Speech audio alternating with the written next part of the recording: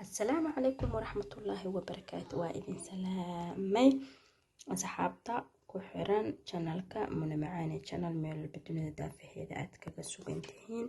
waa Muna Macaane oo idin leh waa idin salaamay marka horeeto marka xigto dhisankan ama diikoorkan quruxda badan ayaa maanta soo sameeyay deemuna ku aabo waa soo dhaxdeene idinkana qaybta shareka commentiga subscribe-ka intaba waa idinka xaqiina anigana hadii Ilaahay raali ka noqdo video-yadii aad iiga ka barateen ee quruxda badnaa ee simbalka ahaa een hoosha badan ahayn ee guriga xafishka badan ahayn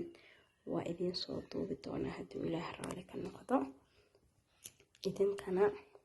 ha iga hilmaamina subscribe like share comment waxa dhan isku wada dara gabdho badan abayaala waxay soo weydiiyaan daahyada go'yaasha waxa dhan abayaalo marka intaan luuqa ugu jawaabay dhanka snapka tiktok waxa dhan waa uga jawaabi kara waa uga jawaabay iyadoo jamac ahna hadda kadib waxa isku dayaaya video-yada in aan ku soo daro si markaas su'aalaha ay u yaraato markii aan soo gelinayo video-ga hadda kan oo kale tusaale ahaan bustaha galkiisa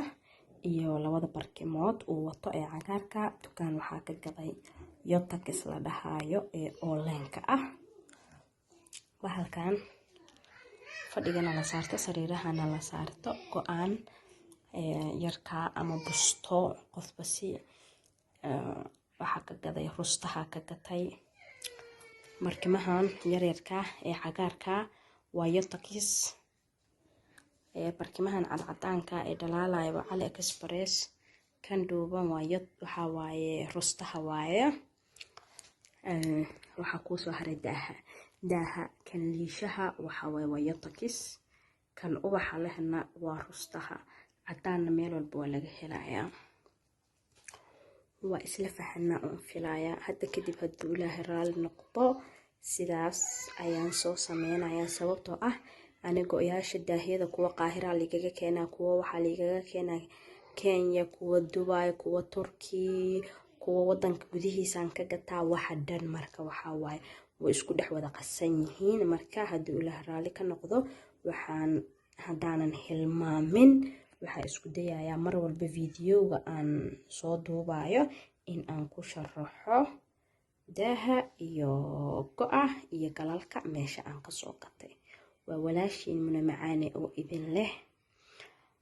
halkan iskugu iman doona video-ga ku xiga waxaan idin leeyahay wassalaamu calaykum waraxmatullaahi wabarakaatuh.